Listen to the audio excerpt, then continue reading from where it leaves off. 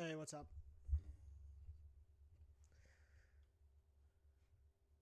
How you boys doing? Happy Veterans Day. Got some history videos here. Figured it'd be a good time to learn about some history. Especially some World War heroes.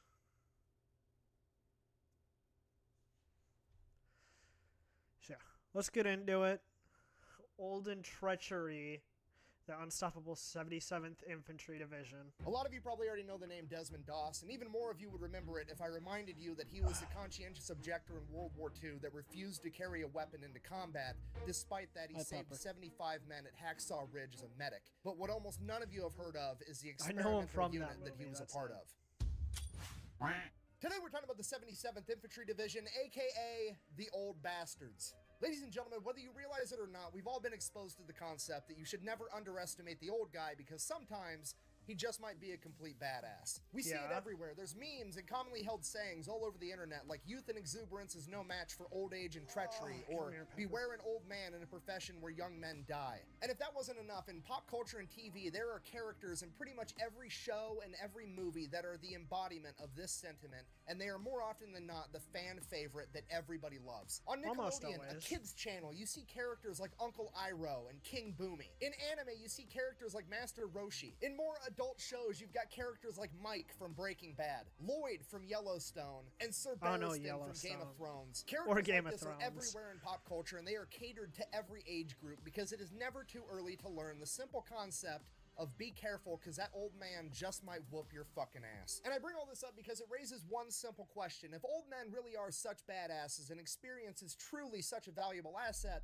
what would happen if you made an entire army out of old guys? Well, we don't have to wonder. That is a pretty good question. America did just that, and the results speak for themselves, and we're going to get into it right after a word from our sponsor. This video is brought to you by Henson's Shaving. Okay, here's the deal. Henson's is a family-owned machine shop that makes parts for the aerospace industry. There's literally parts on the Mars rover that these guys made. And different one day they woke industries. up and they're like, hey, we're just going to make the most precise safety razor on the market. And this is it. This is all they sell. It comes in aluminum or titanium. If you want to pay extra, it comes with a little stand. And then they also sell the razor blades, so you have a one-stop shop. Not because their razor blades are proprietary, because this thing will take any shaving razor blade on the market. You don't have to buy their proprietary cartridge. You don't have to sign up for their monthly delivery thing. No, you buy this one time and then you can put any 5-cent razor in it and shave for the rest of your life. So the product itself is fantastic, but more importantly, the company is awesome because every time a YouTuber does an ad like this, they get sent a little media packet full of talking points, what to say, what not to say, and so on. Now, I'm not supposed to disclose this, but the brief that I got for Henson's basically said there is no script, do whatever you want, we trust you. Also, in the first paragraph, they said this. We trust you to shave your own face. If for whatever reason you don't get a good shave with our product, please let us know. If we can't help you, then don't endorse us. We think we've made one of the very best razors in the world. If you disagree, we'd rather not ask you for a non-genuine endorsement. So the razor's great, and this is the type of company that you actually want to give your money to. I'm going to have a link for them down below. Let's get back to the video. It's not bad. It's just cold out.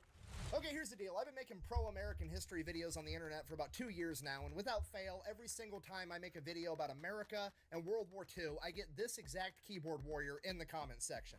Buh! America didn't win World War II. They showed up late and tried to take credit for it. Buh! Okay, look, on one hand, I want to give this a serious answer. There's no American that's saying America won World War II all by themselves. Nobody is saying that. It was a huge team effort by the big three, America, the UK, and the USSR, as well as a bunch of other countries Germany might have won. Or close to being occupied. They all made humongous sacrifices to win World War II. It was a massive team effort. So when an American says America won World War II, they're simply saying the Allied forces won, America is part of the Allied forces, therefore America won. It is a factually correct statement, just like it would also be a factually correct statement to say that the USSR and the UK also won World War II. On the other hand, if we're talking shit, I can do that too, because guess what? When it comes to World Wars, America's the MVP. I hate to break it to you, but let's just face facts here. If World War III breaks out tomorrow and we're picking teams by lining all the countries up on the wall like it's dodgeball in gym class, guess who's getting picked first? America. If you disagree with that, it's because you're being disingenuous or you're you're fucking dumb. And someone wants to win, they pick America. World War II thing, look, #1 seed in the tournament. Someone wants to lose, they fuck with America. Furthermore, it's not like World War II was on the verge of ending and America popped in at the last second so they could be on the winning team, okay? World War II ended because America came off the fucking top rope with aircraft carriers, Sherman tanks, and atomic bombs. Sorry, I'm getting horribly sidetracked. I apologize. The point I'm trying to get to is that there's a lot of people on the internet that like to say America showed up late to World War II, but the fact of the matter is it's not like America had a choice. That was literally the only option because in 1939 when World War II kicked off, America didn't really have a military to go fight with. Okay, let me break this down for you. 16 million Americans served in the military in World War II, and at its peak, the U.S. military had 12 million people actively serving in it. In 1939, when World War II started, America's military had 200,000 people in the Army and 100,000 people in the Navy. To put that into perspective, America had the 19th largest military on the planet, and 18th was Portugal, which is approximately the size of Indiana, which is one of America's 50 states. And if that wasn't bad enough, not only was the American military small, it also just wasn't very good at this point in time either. They were so underfunded that the American military only had 329 light tanks that were outdated and 1,800 aircraft that were also outdated. And if that wasn't bad enough, not only did they not have good equipment and there wasn't very many of them, they didn't really know how to fight either because America hadn't revisited its battle doctrine since World War I, meaning the only fight that America knew how to participate in was trench warfare, which that is not really what World surprises War II was. me with so if America wants to have a modern impact America. in World War II, they're going to have to rebuild an entire military from the ground up, both physically and conceptually. So the American government and the American military got to work on this right away in 1939 because they knew America was going to have to participate in this war, whether the public wanted to or not. And hint, the American public wanted absolutely nothing to do with World War II from 1939 through 1941. At this point in time, the American public very much nothing to do with almost any war. Conflict that America had no business getting involved with, and they wanted nothing to do with it. Despite that, the United States government started to institute a draft in October of 1940, forcing young men into the military to grow its military size, just in case. Fast forward about a year, December 7th, 1941, a day that will live in infamy. Japan attacks Pearl Harbor, committing the cardinal sin of fucking with America's boats, essentially flipping the American public sentiment of we don't want to be involved to cowabunga it is. In less than 24 hours on December 8th, 1941, the American government, Congress, has officially declared war on Japan. 3 days after that, December 11th, Hitler declares war on America, at which point all of America is pretty much like, I mean, you didn't touch the boats, but fuck it, you can get some too.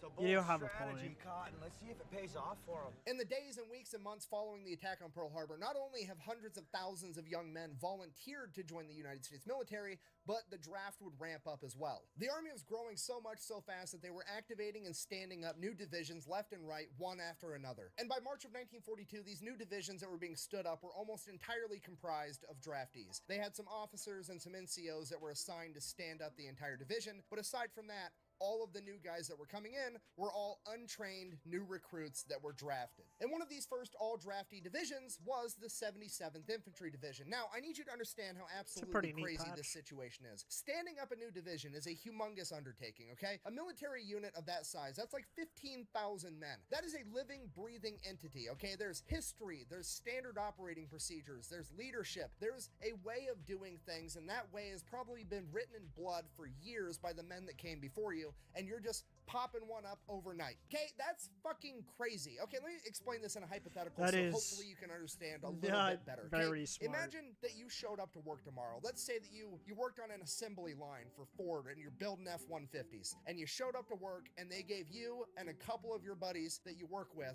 keys, and they're like, hey, drive across town. There's a big ass empty building. I need you to go ahead and start another manufacturing plant. There's no machines. Figure out the machines you need, figure out what order they need to go in, figure out the new fucking car that you're gonna build, and figure out all of this shit, how you're gonna pay everybody, taxes, everything. Figure all of it out. By the way, the new workforce is coming in next week. None of them are fucking trained. You have to go ahead and train no one them knows on all the shit shit that you haven't even figured out yourself yet.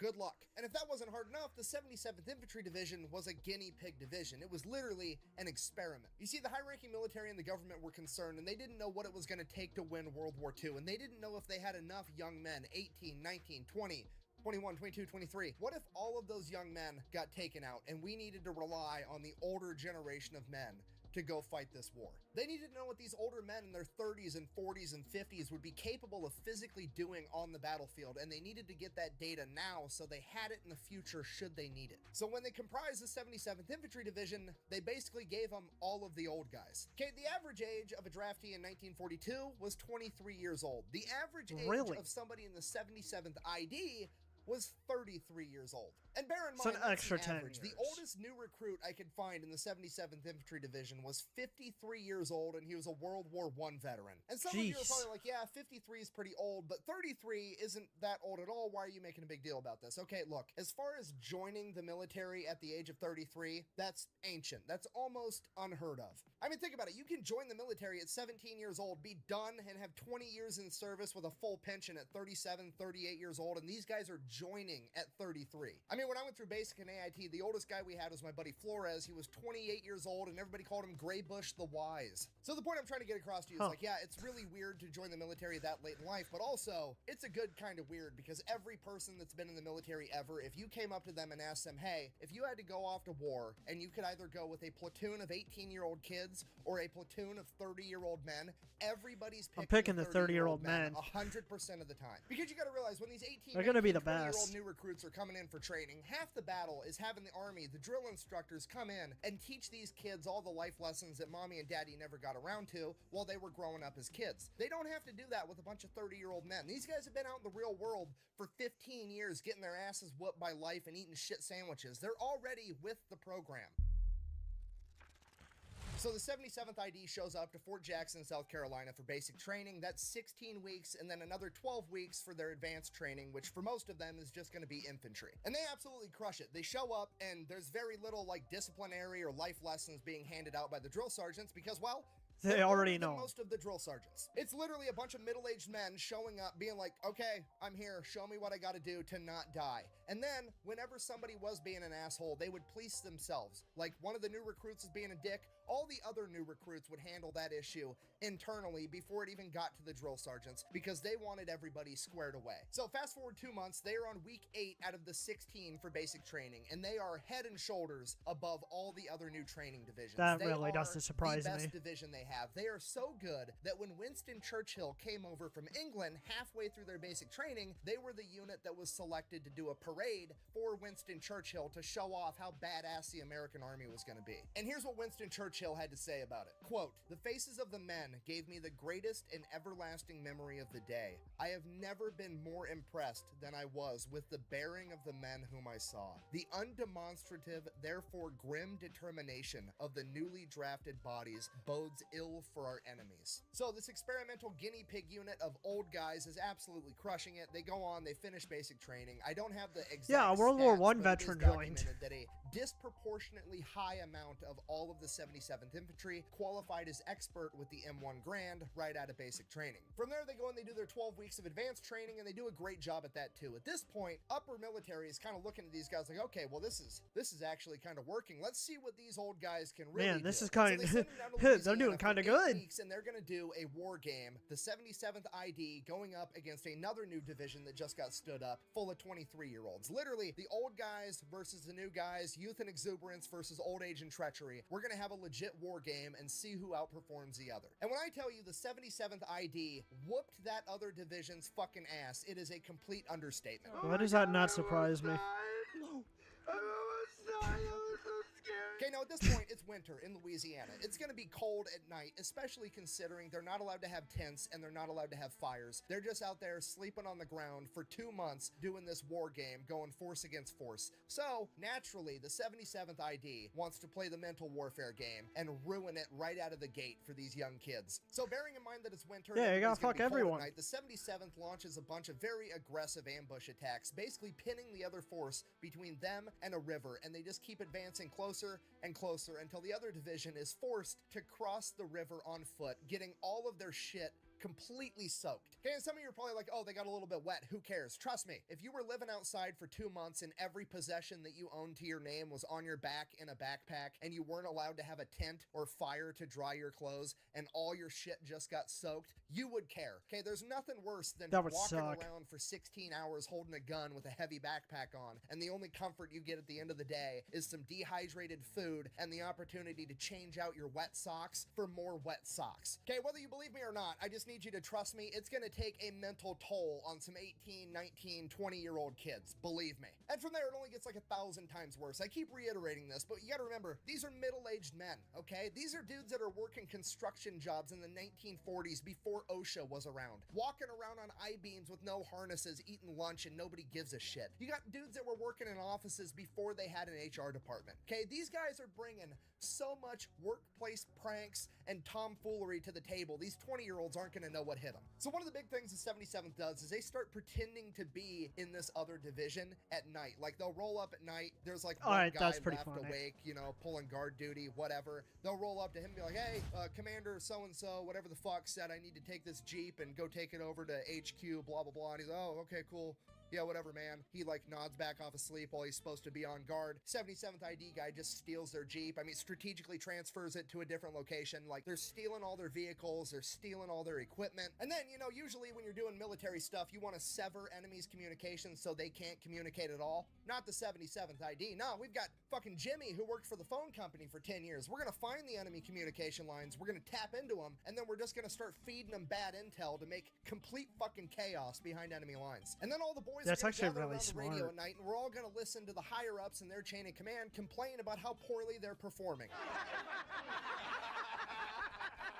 At the conclusion of this war game, the 77th ID has just completely outclassed this other division full of young men, and it really starts raising some eyebrows because now people really want to know what these old guys are physically capable of doing.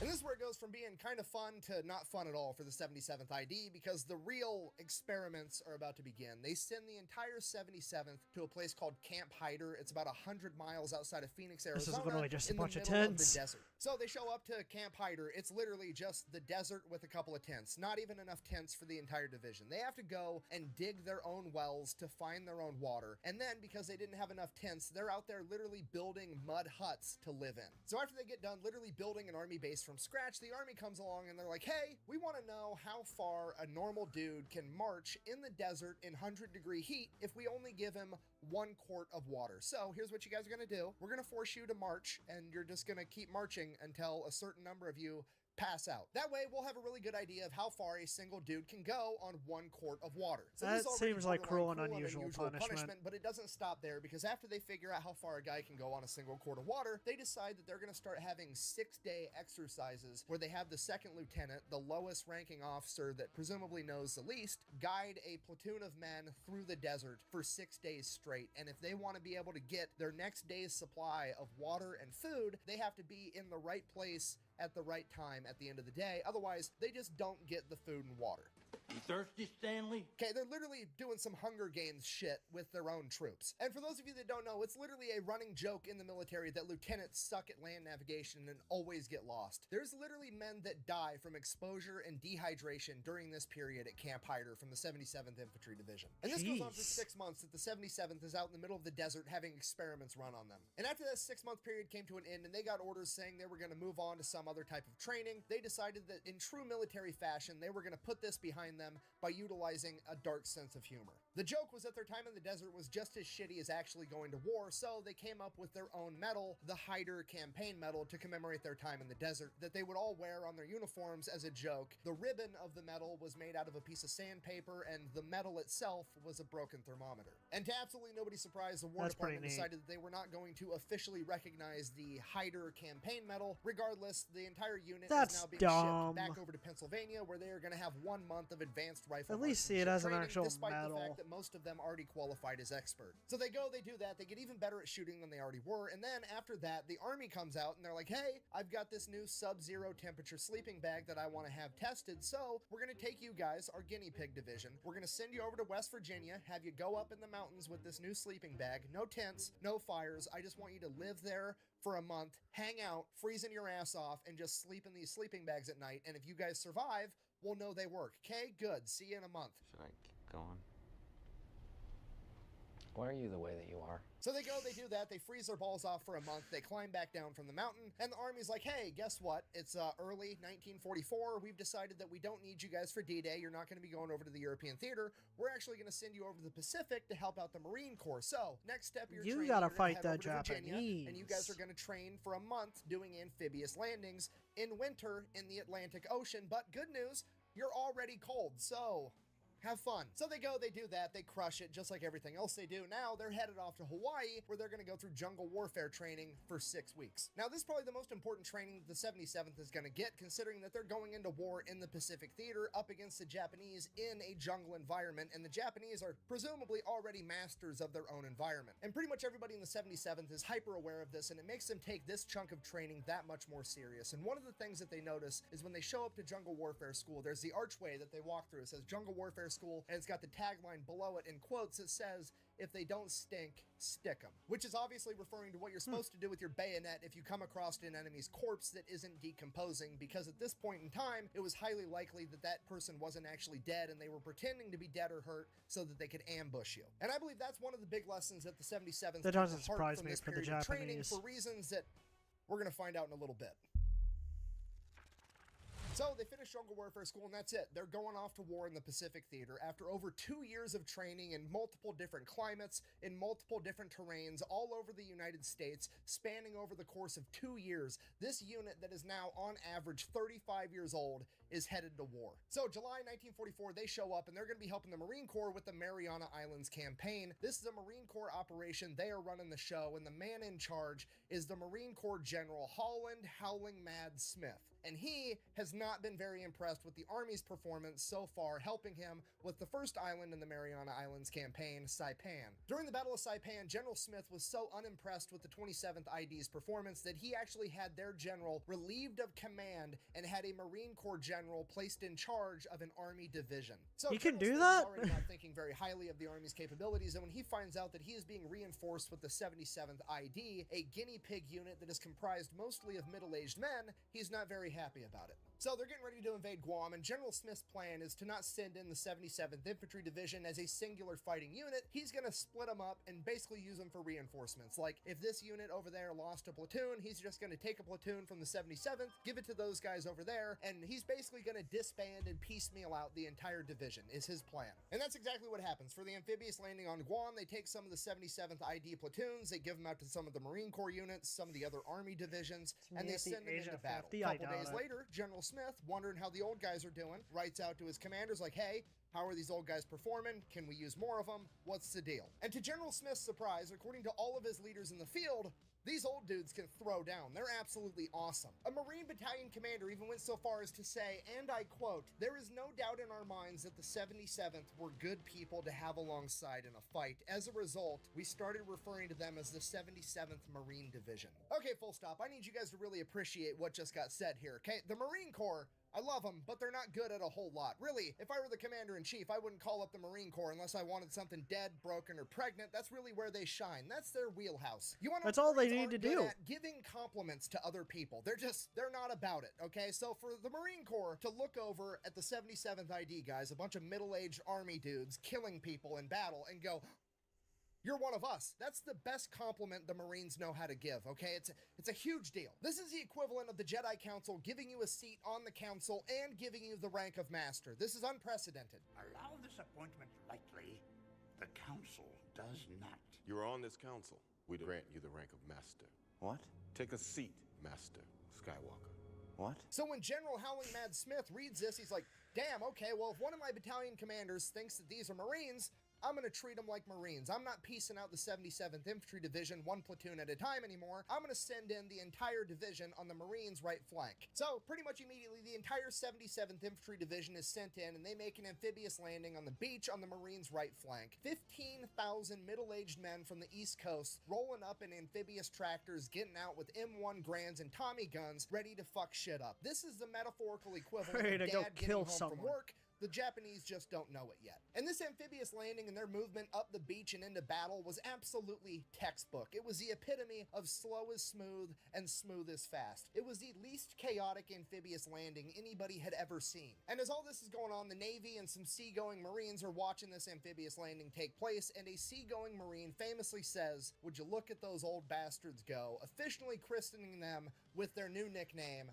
the Old Bastards. Now, the Battle of Guam rages on for about 2 more weeks until the island is secured on August 10th, 1944, and at the conclusion of this battle, it becomes clear to absolutely everyone, including General Howling Mad Smith, that his battalion commander was correct about the 77th Infantry Division. Because over the past 2 weeks of the Battle of Guam, the Old Bastards have racked up 2,741 confirmed kills and sustained only 248 in return. Okay, that is a ratio of 11-to-1 going up against an enemy that has home field advantage and the luxury of playing defense from fortified machine gun positions, which is absolutely insane. And with a performance like that, their new monikers of the Old Bastards and the 77th Marines are pretty much set in stone, with even General Holland Howling Mad Smith himself referring to them as such. Because of their incredible performance at Guam, they are then given some rest and relaxation in New Caledonia, so they hop in the boats and head there immediately. They get about halfway there, and then the big green weenie strikes. Change of plans, no more R&R. We're going to turn the boats around and head straight over to the Philippines, because in Leyte, MacArthur has 4 divisions, and they are completely stalled out, and they need the Old Bastards' help. Now, the Japanese government has pretty much come out and said they're going to make the Battle of Leyte a decisive battle for this war, and for that reason, they are throwing all the resources and manpower they have to win this battle against America and not lose this island. And up until this point, they're doing a great job. And then the 77th showed up. They show up to Leyte Thanksgiving Day 1944 with the energy of Dad didn't get to take his nap and now it's gonna be fucking everybody's problem. Okay, oversimplified version of what's going on here. The Americans have one half of the island, the Japanese have the other. The Americans are getting resupplied on their back end, and the Japanese are getting resupplied on their back end from a place called Ormoc Bay. So the 77th Infantry is like, that's fine. Hear me out. We'll hop in the boats, we'll drive around Leyte, make an amphibious landing, and we'll take over Ormoc Bay, cut off their supplies, game over, we win. To which the chain of command is like, that's absolutely crazy, you're gonna be outnumbered 3-to-1, and we're not gonna be able to get you any more supplies, to which the 77th is like, that's fine, we'll just bring some supplies with us, and then we'll steal all the enemy shit. And as far as being outnumbered 3-to-1, not stealing with the Marines if you win it. Time, and if they've taught us anything, that's just a target-rich environment. Let's fucking run it. So, fast forward a couple of days, December 7th, the 77th ID makes an amphibious landing in Ormoc Bay. They catch the Japanese completely off guard, take over the entire thing, get their entire division into the bay in 35 minutes. Then they start bringing in artillery and M10 tank destroyers. So they get everything squared away, they establish a defensive perimeter, also known as a beachhead. Then, first thing tomorrow, bright and early, they're gonna start kicking ass, right? Right, everything's great. Couple hours later, guess who shows up? A Japanese landing ship full of Japanese troops, not having gotten the memo that America runs Ormoc Bay now. So the Old Bastards, under the cover of night, aim all of the artillery and the M10 tank destroyer at this ship as it gets closer. It's not sailing if it's from the villains, yeah. Barges full of troops and more supplies. The ship gets as close as it's gonna get, it sends out its first barge, and the Old Bastards just wait patiently as the barge gets closer and closer. And as it gets within 50 feet of them, they open fire with the 50 caliber machine guns, pretty much sinking it immediately, as the man on top of the M10 tank destroyer yells out, "Get some flares in the air so I can hit these sons of bitches." As the flares get shot up, the enemy ship is illuminated as the artillery and the M10 open fire on it, sinking it in a matter of minutes. According to the 77th ID's unit historian, this is believed to be the only time in World War II history where an infantry unit has successfully sunk an enemy naval vessel. So they're already off to a great start. And what happens next is described by an observer you have from the War potentially Department the as a first time epic. doing Over the course that. of the next 8 weeks, the 77th goes on an absolute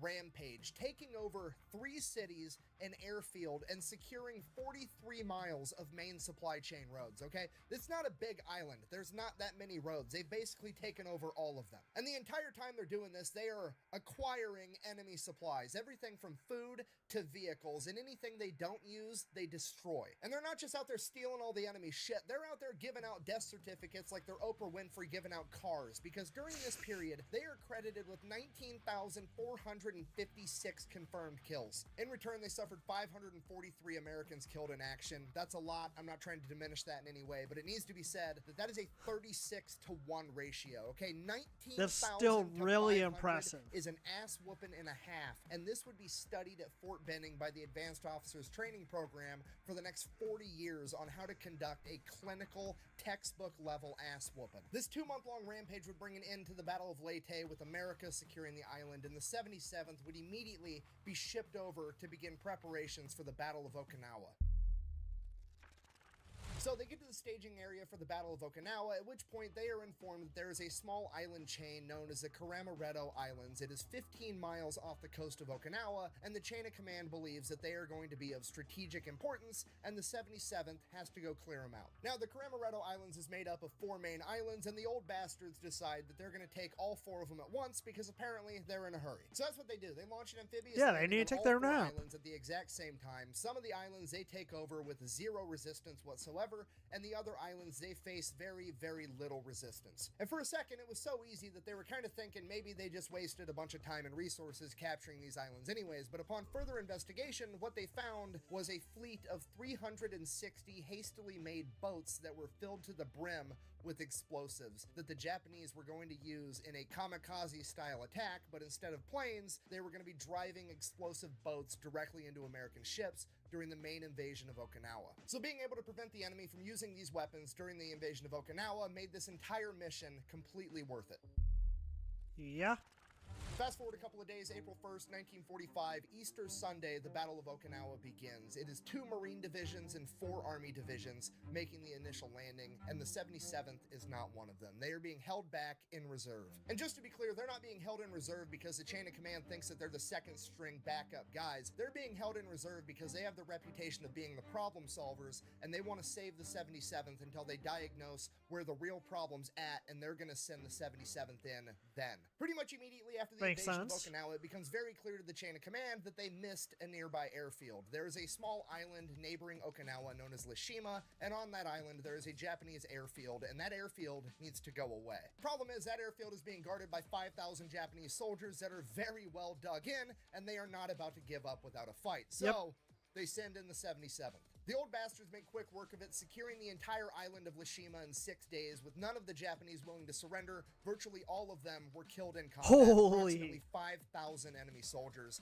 with the 77th losing 258 men in return. And while the old bastards are securing Lashima, the Battle of Okinawa is still raging on. It is one of the bloodiest, most hard-fought battles in American history. The island is being guarded by over 100,000 Japanese soldiers, with hundreds of heavy artillery pieces, thousands of mortar positions, and fortified machine gun positions. They have the high ground and they have underground tunnel networks. This entire battle is a fucking meat grinder. The entire island of Okinawa is an enormous problem and nobody is having a good time, but one of the most problematic areas is a 100-foot high cliff face where the 96th Infantry Division has been absolutely shredded. This place is known as the Escarpment, or as it would later become known as Hacksaw Ridge. The old bastards are being sent in to do what the 96th Infantry Division couldn't pull off. As they show up, they send 2 battalions up the 100-foot high cliff face to engage the enemy. The Japanese drove both battalions back, forcing all of them to retreat. All of them except for one. One of the youngest old bastards, a 26-year-old medic by the name of Desmond Doss, who was unique in that he refused to carry a weapon into battle because he was a conscientious objector that didn't want to hurt anybody. He only wanted to save people. He stayed up top while everybody else retreated, and while evading the enemy, he managed to go around and find wounded Americans and begin lowering them down the cliff face, all through the remainder of that day and all through the night. By the next morning, he had single-handedly lowered 75 men down a 100-foot cliff face, saving all of them. The next day, the 77th would attack again, this time sending up one battalion to engage the enemy and the other battalion out and around the side to flank them. During this battle, Desmond Doss would become mortally wounded by grenade shrapnel and sniper fire. While wounded, he continued to insist that the other medics and litter bearers continue to save other men rather than himself. The old bastards would finally take the ridge, killing over 3,500 Japanese soldiers and losing over 600 men of their own, but amongst them was not Desmond Doss. The men of the 77th got Doss evacuated in time. He would survive and eventually go on to be awarded the Medal of Honor for his actions at Hacksaw Ridge. But as his journey in World War II came to an end, the old bastards still had work to do. Now the 77th He definitely is sent to deserved the Medal of capture Honor. Shiri Castle, but in order to do that, they have to punch through the Shiri line, which is essentially a natural wall of hills and cliffs, and on top of them is 50,000 Japanese soldiers manning fortified machine gun positions with overlapping fields of fire. At this point, almost all of the American forces are stopped in their tracks somewhere along this line. 2 Marine divisions and another Army division, both stuck, unable to penetrate through. The spot where the 77th have to break through to get to Shiri Castle is approximately half a mile wide and 2 miles in length. It takes them 32 days of constant fighting to clear that 2 miles. During those 32 days and in that single plot of land, the Japanese forces suffered 14,000 men killed in action. All of the American divisions managed to break through the Shiri line around the same time, and the Battle of Okinawa would rage on for a little bit longer, but the Shiri line breaking was the last major defensive maneuver that the Japanese were able to do. Everything after that was small-scale skirmishes, and this would rapidly bring about an end to the Battle of Okinawa. After Okinawa had been secured, the 77th would receive word that they are to be shipped back to the Philippines, where they are going to be retooled, refitted, and receive a bunch of new guys to replace the men that they had lost, and they are going to be the only combat unit that was present in the Battle of Okinawa that is also to partake in the first wave of the invasion of mainland Japan. Which is probably the shittiest compliment imaginable. Hey, you guys did such a that's great pretty job. bad. You get to do it again. Luckily, however, after arriving to the Philippine island of Cebu, the 77th ID would receive word that America had utilized a new type of weapon by dropping an atomic bomb on Hiroshima and Nagasaki, forcing the Japanese to surrender, and they would not have to go and invade the mainland of Japan. This is terrific news, but it left just one thing the 77th ID had to do before they could finally go back home. You see, all throughout the Philippines, Southeast Asia, and the rest of the Pacific, there were still Japanese military members all over the place, scattered pretty much everywhere. Many of these groups of Japanese soldiers would refuse to surrender for months, or in some cases, even years or decades, refusing to believe that the Japanese Empire would ever surrender. And in the case of Cebu, where the 77th currently were, up in the mountains, there were approximately 5,500 Japanese soldiers. Fortunately, they were willing to surrender because they got orders directly from the emperor. Unfortunately, they were willing to surrender to literally anybody except for the old bastards. Bear in mind, we're back in the Philippines. These Japanese soldiers hiding up in the mountains in Cebu are the remnants of what was left after the Battle of Leyte, when the 77th went on a 2-month-long rampage, destroying everything. Now, to be fair, we don't know for sure why these guys were willing to surrender to literally anybody except for the old bastards. Maybe it was because they remembered a bunch of middle-aged men with a blue Statue of Liberty patch on their shoulder whooping their ass, and they just didn't want to surrender to them, or I have an alternative theory. You see, along this entire journey, the 77th has not only gained a reputation for being extremely effective in combat, but they've also gained a reputation for kind of sort of not really taking a whole lot of prisoners compared to everybody else. Now, bear in mind, this is the Imperial Japanese. Not many of these guys got taken as prisoner because they would rather die in combat than lose their honor by surrendering. Despite that, out of all the POWs that were taken, the 77th somehow managed to take on the least. You know what? Let me just read you guys the stats and you can come to your own conclusions. For all of the Pacific theater across all branches of the U.S. military, approximately 50,000 Japanese POWs were taken. That is a ratio of 44 to 1. For every 45 enemy soldiers that the American forces came up against, 44 of them were killed in action and 1 was taken prisoner. The 77th Infantry Division, on the other hand, only managed to take 358 POWs, which is a ratio of 122 to 1. And it gets way worse if you want to talk about the Battle of Okinawa in particular. During the Battle of Okinawa, all of the U.S. forces combined took a total of 10,801 Japanese prisoners of war. That is a 10 to 1 ratio. Of those 10,801 POWs taken by the U.S. forces at the Battle of Okinawa, the 77th ID was responsible for 58 of them at a ratio of 278 to 1 compared to the U.S. Armed Forces ratio of 10 to 1. Okay, now to be completely honest, I have no idea why it's like that. Perhaps it's because the old bastards displayed exceptional rifle marksmanship. Maybe it's the fact that they took the jungle warfare lesson of if they don't stink, stick them to heart, and they followed through with that throughout the entire war. Either way, the fact of the matter is they've developed the reputation that they don't really take prisoners, and now there's 5,500 Japanese soldiers hiding up in the mountains that are too scared to surrender to the 77th ID, and they need them to surrender so that they can finally go home and mow their lawn after like 4 years. You always start before everyone wakes up, including roosters. What the?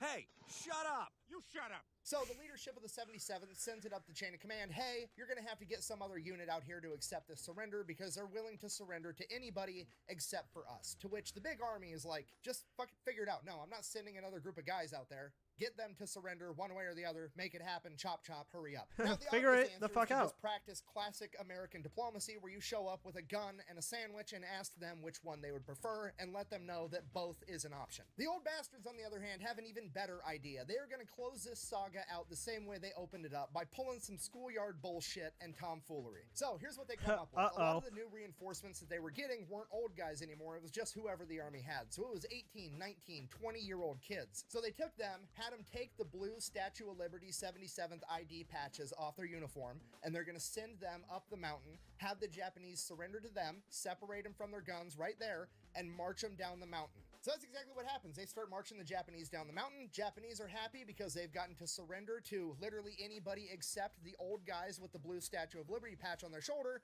And then they get to the bottom of the mountain where there's a bunch of old guys with the Statue of Liberty patch on their shoulder.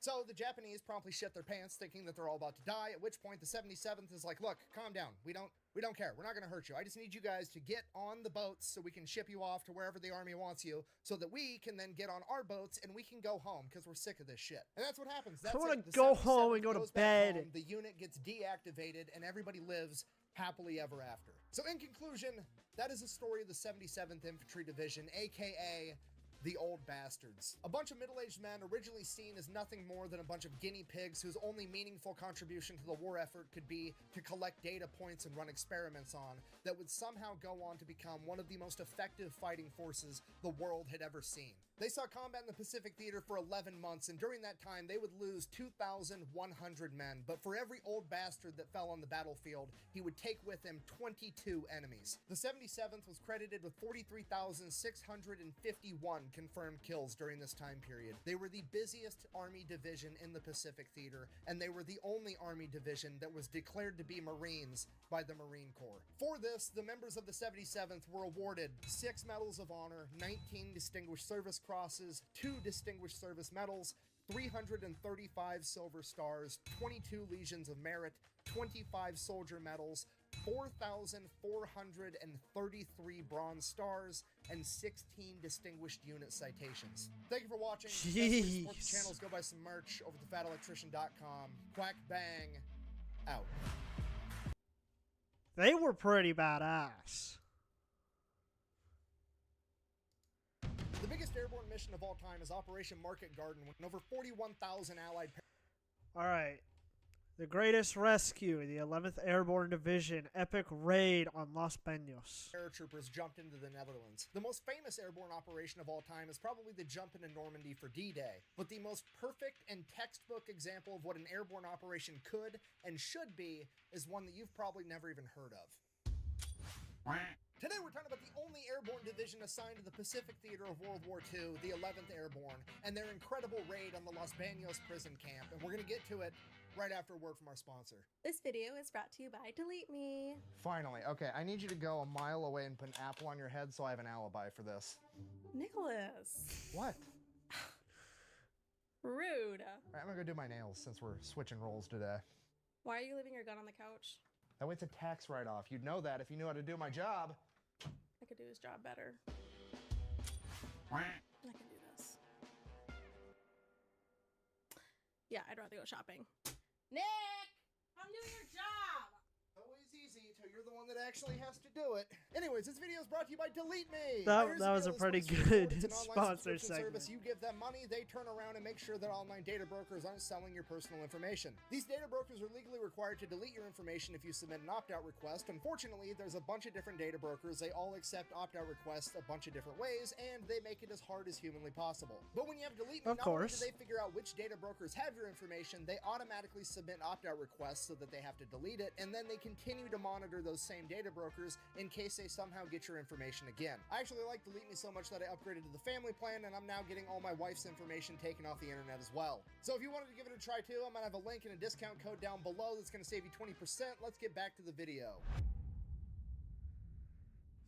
All right, important background info. December 7th, 1941, the Japanese commit the ultimate sin of fucking with America's boats when they attacked Pearl Harbor. Most people are familiar with this. However, most people don't realize that immediately after the attack on Pearl Harbor, the Japanese launched attacks all throughout the Pacific. Among the many places attacked was the Philippines, which, if you don't know, at this point in time was an American colony that America had acquired after the Spanish-American War in 1898. So because of that, there's both American and Filipino military there. However, there simply isn't enough of them, and they are completely overrun by the Japanese military. After several weeks, it becomes very clear to the U.S. military and the Filipino government that they are probably not going to be able to defend the capital of Manila from the Japanese if it comes to that. So they have two options. They can A, decide to fight it out there anyways and make it as painful as possible to the Japanese, make them fight block by block, Brick by brick. house by house, building by building, and make it a horrific, bloody affair. Or B, they can agree to simply leave Manila intact completely, declaring it an open city and allowing the Japanese to take it over without a fight, hopefully preserving the city and as many civilians as possible, which is exactly what they decide to do on December 26th, 1941. Makes sense. Okay, Less here's the civilian problem with that. Remember, casualties. the Philippines is an American colony, and Manila is the big, beautiful city capital. So because of that, there's a ton of Americans that live there, most of which are just living there in some temporary professional capacity. There's doctors, teachers, nurses, diplomats, business people. There's also a bunch of representation from the Catholic Church, and a lot of the priests and nuns happen to be American. Regardless, there is a ton of American citizens that are left behind in Manila when the Japanese take over. Because of this, the Japanese decide that they're going to take the local college, Santo Tomas University. They are going to convert it into an internment camp and stick all of the Americans inside of it. While the Americans did make up the majority of the camp, there were some British, French, Polish, people from Spain, Mexico, Canada, pretty much any other person that the Japanese could look at and go, hey, you're not from here, and they stuck him in Santo Tomas as well. So that's horrible news, and the only kind of silver lining they have is that these are not POWs, these are civilian internees, which the Japanese If we looked call at the a little bit different. You see, Germans the Japanese still bad? believed in this Bushido code of honor, where if you surrendered on the battlefield, you basically forfeit your human rights, and you were subhuman, and they could do whatever they wanted to you. They looked at civilian internees a little bit different. These weren't warriors that surrendered on the battlefield and had lost their honor. This was primarily elderly men, women, and children. So they were treated slightly more charitable than POWs, but it still was not a great time. This extra consideration for them being civilians varied from camp to camp, from place to place, because they had civilian internment camps all over the world. So every camp was very different. The Japanese had no standard operating procedures for how they treated their civilian internees or their POWs. You were very much at the will of whoever the Japanese officer in charge was. And in the case of Santo Tomas, it was actually one of the better ones to be at. Bear in mind, I'm not saying it was good. Nobody was having a good time. Still a horrible place to be. But on the scale, It was just or the better. spectrum of being in a Japanese internment or POW camp, this was one of the better ones, which at the end of the day isn't saying a whole lot. Now, the reason it was better was because the Japanese had like a real loose control of it. Basically, they put a fence up, told all the Americans to stay inside the fence, and we're going to bring you food. If you try to escape, we'll kill you. That was pretty much how it went down. They allowed the Filipino people, the civilians, to bring the Americans extra food. The Filipino people were great to the American internees as much as they could be. They tried to deliver their mail. They were trying to give them anything and everything they possibly could, and the Japanese allowed that to happen. So that's what kind of made it more tolerable than a lot of other camps. But as World War II That's progressed, not the Japanese terrible. Empire got weaker and weaker. Conditions in the internment camp and really all of Manila as a whole got worse. Supply lines broke down. Manila's a big city. You have to bring in a ton of supplies to sustain a city. So not only did the Japanese military not have enough resources to divert to this internee camp, but the Filipino civilians weren't able to give as much either, leading to way worse conditions. It was overcrowded. There wasn't enough food to go around. So the main problem is they can't get the food from the farms into the city. So what if we take the internees and move them out of the city and just put them on the farm where the food grows? Then we don't even have to move the food as far. We just got to move the people one time, right? That makes sense. So that's what they do. They build a new internment camp. It is 40 miles out into the country. It is in a place called Los Baños, right off Laguna de Bay, the biggest lake in the Philippines. It is a naturally beautiful area. There's a ton of naturally thriving tropical fruit like bananas and coconuts, and there's also a bunch of agricultural villages that are going to be able to help get food for all the internees. And that's basically how the Japanese pitch this to the internees. Hey, it's basically going to be a happy summer camp. You guys are all going to go hang out in tropical paradise, eat bananas, and hang out till the war's over. Some people buy it and they volunteer volunteer to go to this new internment camp. A lot of people aren't really buying it, and amongst the people that aren't buying it are the medical professionals. None of the medical professionals, none of the doctors, none of the nurses want to go to this new internment camp. They want to stay put. And just as the first batch of internees were getting ready to ship out to the new internment camp at Los Baños, and it looked like they were going to have no medical staff, finally a doctor by the name of Dr. Dana Nance and 11 naval nurses that would later come to be known as the Sacred 11 would volunteer to go with them. When it was all said and done, 2,147 internees would end up living at the Los Baños internment camp. And in the beginning, similar to Santo Tomas, things are pretty okay, bearing everything in mind. And once again, the local Filipinos are being a huge help. They're literally bringing in carts and carts of food every day to help get these internees more and more calories. And then a change of command happens. They put this guy in charge by the name of Haiwanaka, and he's this washed up Japanese officer that is just completely hands off. He's not there at all. The dude doesn't even get in his uniform anymore. He literally just walks around camp all day with his sandals in his kimono. Doesn't give a shit about anything. So his second in charge is basically running the show. And his second in command is a man by the name of Sadaki Konishi, and he's evil. There's no other way to put it. Immediately upon coming to power, he cuts the internees' rations to 800 calories a day, not because he needed to, not because he didn't have the supplies. He had all the food in the world. He just simply wanted to do it to see people suffer. He no longer allowed the Filipino locals to bring in extra food. This is an internment camp with men and women commingling. Naturally, over the course of months and years, they would form relationships, and every once in a while, a woman would get pregnant, and there were, at times, multiple women pregnant or multiple small children in the internment camp at Los Baños. Because of that, the Red Cross would send dehydrated milk to the camp to give to these small children. Konishi would have his men dump the dehydrated milk out on the ground in front of starving mothers to literally starve babies. Whenever the Japanese would deliver fruit or vegetables, any type of produce as part of the rations, he would leave it outside for days in the sun, letting it get infested with insects before finally letting the internees pick through it and eat whatever they could. This went on for months and years, and he would continually cut rations more and more for whatever he deemed to be a transgression until the internees were eating only 400 calories a day. And as if starving thousands of people wasn't bad enough, Konishi would constantly taunt them the entire time, never letting them forget that the only reason they were in this condition was because he said so. On one occasion, he told the men Did this man get the death penalty? Rice in a storage building across camp, and that they could have it if the men would carry it over to the barracks and they could cook it and eat it. So the men that had been starving and lost a third of their body weight go across camp, carry 100-pound bags of rice into the rest of the camp for the women and the children and themselves to finally be able to eat, only for Konishi to tell them that he had changed his mind and that they needed to take the rice back. What do you mean you're going to do a pro gamer move, Jet? And then they took the rice back and locked it away. Over time, all of the internees began starving to death and showing symptoms related to it, whether it be parasites from eating things they shouldn't be eating, a malnutrition disease known as beriberi, dysentery, or scurvy. Dr. Nance and the Sacred 11 were doing everything they could to help everybody, but ultimately, they too were starving to death. There's a lot of different accounts of how bad it got at Los Baños, but the one that stands out the most is when a Catholic priest told everybody that the only way to get out of this now was with the help of God and that they all needed to pray. And one of the nuns there said that if they were going to get out of this alive, God was going to have to send the angels to come get them.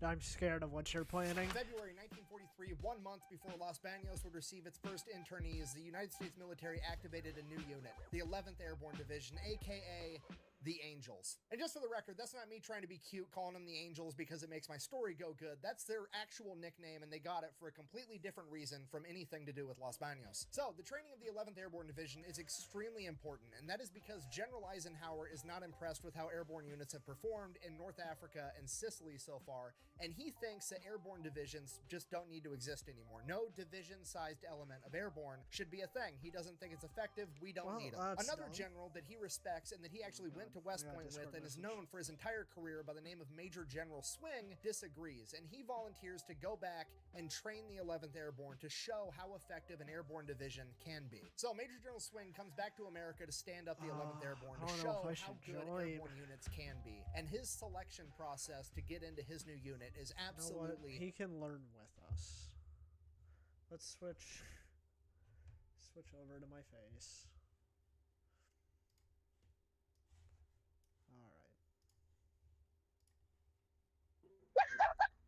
So, you want to learn? I fucking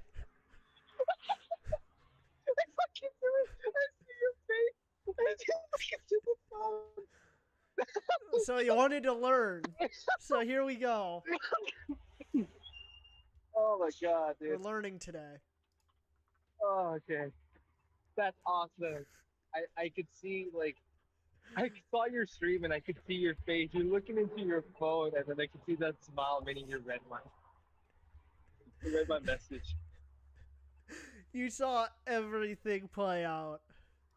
Brutal. The As only I men said, that dude, make it through are the star pro gamer high move. school and collegiate level Pro gamer athletes. But move. Swing didn't just want a bunch of brawn, he also wanted brains. He made it a requirement that every single man in the 11th Airborne Division at its You're inception still had to have walking a home. military IQ test score of Yeah. 110 or higher. This meant that physically and intellectually, We had this a busy entire day today. You know how division, many from the patients I leadership saw? all the way down to the lowest ranking private, were all qualified to 10? go to officer candidate school, both Uh, mentally and I physically, think which is 11. absolutely crazy. Swing only wanted the best of the best, and he actually got in trouble for kicking back Yeah, so it's many crazy, dude. recruits because Ah! they didn't meet his standards to be in the 11th Airborne Division. Because of that, they actually expected him to lower the standards and start letting more people in, but by then he had actually found all the men that he needed. Because airborne divisions in World War II weren't as big as regular divisions. A normal division had about 15,000 men, an airborne division had about 8,000 I really am men. They also appreciative that didn't you're have learning heavy more about artillery, World they War had II lighter stuff. artillery, they didn't have tanks, they had light vehicles, all I the stuff. have a couple other videos.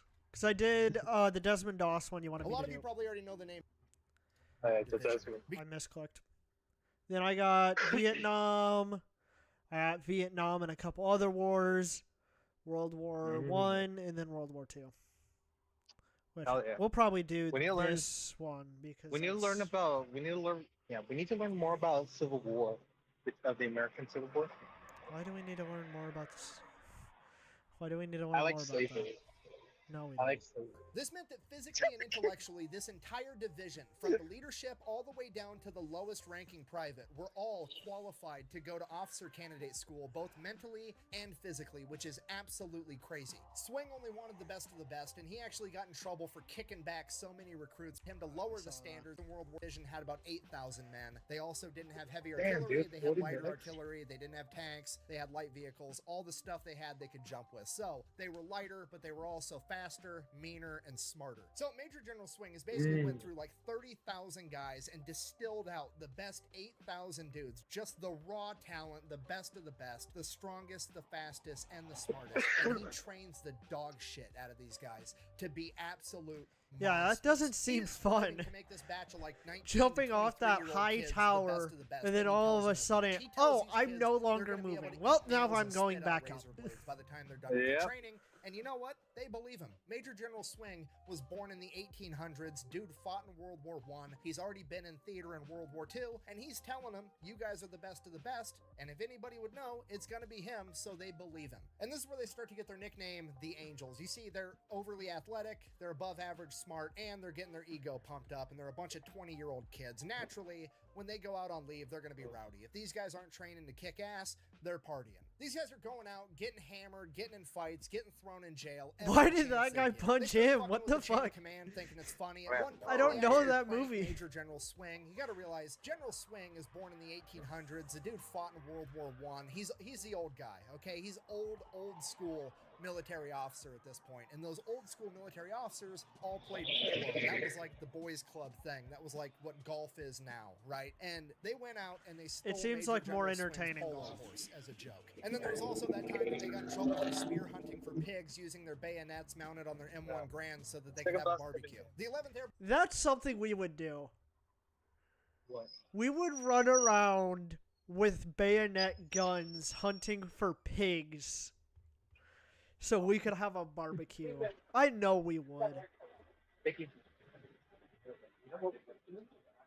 guys got in so much trouble so often that it became a running joke, kind of, sort of, not really a joke, an actual point of conversation in the morning officers meeting on Monday. First order of business, how many of our little angels woke up in jail this morning? And that's where they got the nickname, the Angels. And to be fair to the 11th Airborne, they weren't unique in being this rowdy. This is pretty much standard behavior for all airborne units in World War II, whether people are willing to admit it or not. I mean, for example, later in the war, the 82nd Airborne was on leave over in France, and they got so rowdy that the US military had to send out a special military police unit just to get them under control. So yeah, paratroopers are always kind of wild, but back in World War II, they were exceptionally wild. But as it turns out, when your job is to lead the way into armed conflict riding a fucking kite, that's that's exactly the type of guy you want doing the job, a dude that gets a little bit rowdy. Speaking of kite, that does actually kind of make the 11th Airborne a little bit unique, because you could argue that they are the most airborne unit of World War II, and that is because Major General Swing made every single man in the 11th Airborne Division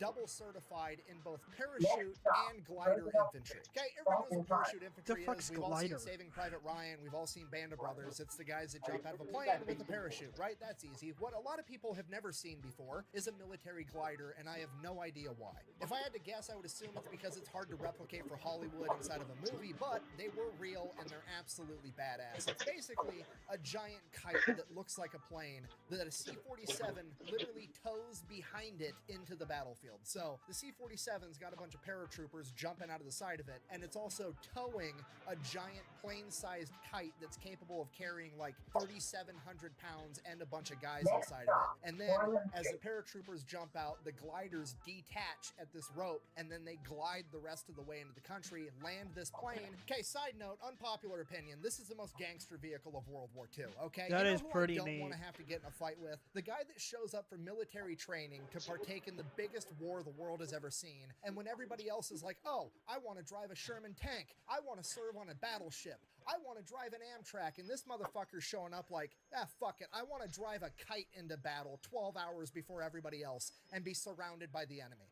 Fuck that. Sorry, I'm getting sidetracked. The point I'm trying to get to is A, gliders exist and they're cool, in case you didn't know that, and B, Major General Swing makes the entire 11th Airborne Division cross-train on both. So every single man in his division can both jump out of a plane with a parachute or be towed behind a plane in a giant kite with 3,000 pounds of shit in it, which no other airborne division was doing at the time. You were either a parachute guy or you were a kite guy. So the 11th Airborne Division gets done with their training by December of 1943, and now it's time to show Eisenhower what's up. So they set up this big war game, mock mission, whatever you want to call it, known as the Knollwood Maneuver, where the 11th Airborne Division is supposed to capture an airfield. Now remember, a lot of the leadership is trying to get rid of airborne divisions. They want to prove how ineffective that this is. So this is not going to be an easy mission, okay? In order to succeed, they have to capture 13 objectives all at the same time, secure an area to land the rest of the division, capture the entire airfield, hold it for a certain amount of time, and then also be able to evacuate casualties as they go. Like, this mission has to go perfect. And that's exactly what happens. That's essentially set up to fail. Drops in 4,800 guys using 200 C-47s and over 200 gliders. They absolutely crushed this mission. At this point, Major General Swing and the rest of the high-ranking military officers that are kind of rooting for the airborne divisions look over at Eisenhower like a bunch of kids looking at Dad, asking if they can keep the stray dog they just found. Like, Dad, can we keep him? Look at how fucking awesome these guys are. Please? And finally, Eisenhower's just like, they're fine, cool. Whatever, we can keep it. Okay, if you're not picking up what I'm putting down, I'm trying to tell you that the 11th Airborne has just saved the entire concept of airborne as a whole. Okay, when the average person thinks about paratroopers, they're thinking about jumping into Normandy, D-Day, Market Garden, all that stuff in the European theater. All that stuff is downstream from this, okay? All of the airborne divisions would have been disbanded, and that never would have happened were it not for the 11th Airborne proving to Eisenhower how effective airborne can be. So right out of the gate, the 11th Airborne has already changed the world, and in a small way, they are responsible for the success of every other airborne mission that came after this. So naturally, as a reward, they get sent into the European theater, where they're going to get to do things like jump in on D-Day, jump in and participate in the biggest airborne operation of all time, Operation Market Garden. They're going to be remembered and celebrated, and there's going to be movies and TV shows about them, and everybody's going to know who they are. I'm just kidding. They get the distinct honor of getting sent in as the only airborne division to go into the Pacific Theater, and most people have absolutely no idea who they are, and they're never talked about ever. But I've never heard of shit today. So they make their way over to the Pacific Theater, and the first place they wind up is in New Guinea, and unfortunately at this point in time there's a little bit of a lull in the combat because the U.S. military is gearing up for the invasion of Leyte, and until then the 11th Airborne is just kind of in New Guinea, and they're tasked with basically unloading cargo ships at this big dock to help with the war effort because there's really no asses to be kicked right now. Now, the 11th Airborne guys are not very happy about this. You gotta remember, a bunch of 20-year-old young men been training their ass off for the past year to get ready to go into a fight, had their ego pumped up by their chain of command, and now they finally make it into war, and their job is to unload a bunch of cargo ships. They're pretty disappointed. So to make themselves feel better, they steal shit. I mean, strategically transfer equipment to an alternate location, and by alternate location, yeah, it's not stealing. They're not taking it from the enemy. And when I say equipment, I mean pretty much anything and everything that's cool, they take it as theirs. Literally entire crates of Colt 45 1911s, booze, cigarettes, good food. They're stealing entire Jeeps and vehicles and using them at their camp. And nobody's really saying anything to them, and they're getting away with it, so they get a little bit bolder, and eventually they're like, fuck it, we're just gonna steal the generator for the dock, and we're gonna come back to our camp and wire up our camp so we have electricity. So that's what they do. They steal the generator, bring it over to camp. That is General really Swing ballsy. catches them, and he's like, no, you guys can't be stealing that generator. Or at least you can't wire up your tents. You're going to use it to wire up my tent. And they have to go wire up General Swing's HQ building, and he uses the electricity. Now, at this point, the guy that's actually in charge of the dock goes over to General Swing's quarters to where the 11th Airborne are, and he's like, your guys are stealing fucking everything. They need to stop. I need my generator back. At which point, Swing gets in a huge argument and says the famous line, my angels would never do that, thus cementing in their nickname, the Angels. Shortly after that, the 11th Airborne would get orders that they were going to partake in the invasion of Leyte, and they would have to leave a bunch of their stolen goods behind. An MP unit came in to clean up their camp and reported back that there was an entire parking lot of stolen vehicles there. How'd that get in there?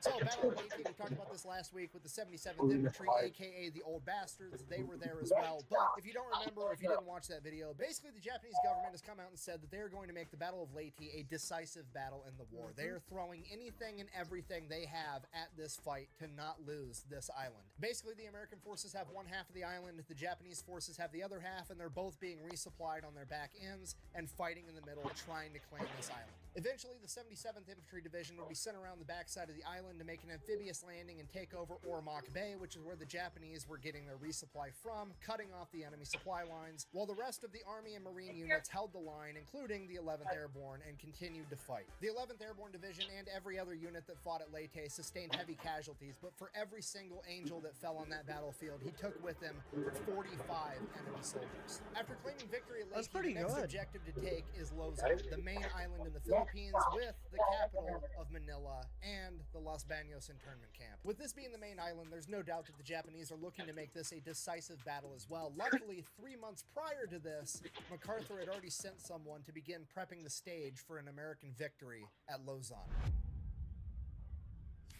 Now, rewind like 5 months prior to the Battle of Leyte, and MacArthur is still headquartered back in Australia, and he finds out that there are a bunch of guerrilla groups all over the Philippines, especially on the main island of Luzon. Now, these guerrilla fighting units kind of operated like gangs. Each one had their own little chunk of territory, and they all weren't very friendly with one another because they were all kind of competing with one another to get aid from the U.S. military to be able to fight the Japanese better. So they were very disorganized, but some units were much more organized than others. So General MacArthur figures that if he can send somebody in there to help organize the guerrillas and then get them more supplies and more weapons, they'll be softening up the Japanese from the inside, so by the time the U.S. forces reach Luzon, it won't be as hard of a fight as it needs to be. So he starts taking volunteers, starts poking around. Finally, he figures out the guy that he wants to send in, and it's this badass major by the name of Jay Vanderpool. So he takes Vanderpool, sends him off to do a bunch of training in like how to set up long-range communication, how to set up communication networks, basically the quick and dirty on how to be a fucking spy. So that training takes about 2 months. We are now 3 months away from the Battle of Leyte, and Jay and a couple of other guys are now going to get snuck into Luzon by submarine and dropped off on the island. They have one person they can link up with for a connection, but basically their standing orders are, and I quote,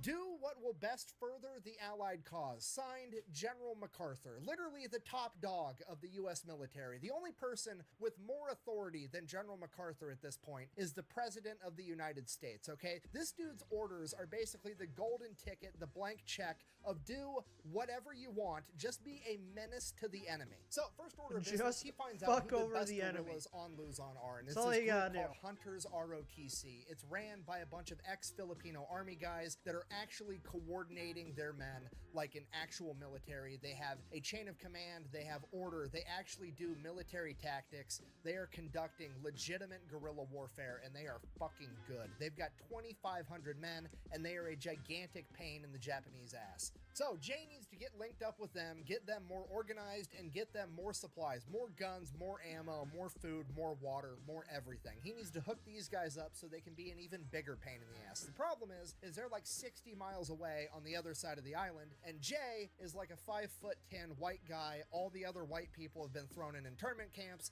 and on top of that, he's wearing a U.S. military uniform. The odds of him making it 60 miles through enemy territory on this island not looking too great. So what's Jay gonna do? I mean, the meatheads are probably like, I mean, he could just walk there through the jungle, avoid the roads, don't go into town, he'll get there in 2 weeks, it'll be fine, he'll get the job done. Other people are like, he could probably, you know, pay somebody to drive him there in a trunk, smuggle him in, that would be an option. Jay Vanderpool is just like, nah, I'm gonna go just complete gangster option. I'm gonna walk to the nearest town, go to a payphone, I'm gonna call up a fucking limo to drive me there. So that's what he does. He calls a valet service and some fancy black SUV comes pulling up and they're like, cool, give me a ride 60 miles away to wherever the Hunter ROTC people are. And the limo driver, SUV driver, whatever you want to call him, taxi driver is like, I don't want to give you Americans a ride. If the Japanese catch me, they're gonna kill me. At which point Vanderpool and his guys are like, look, this SUV is taking me to where I need to go.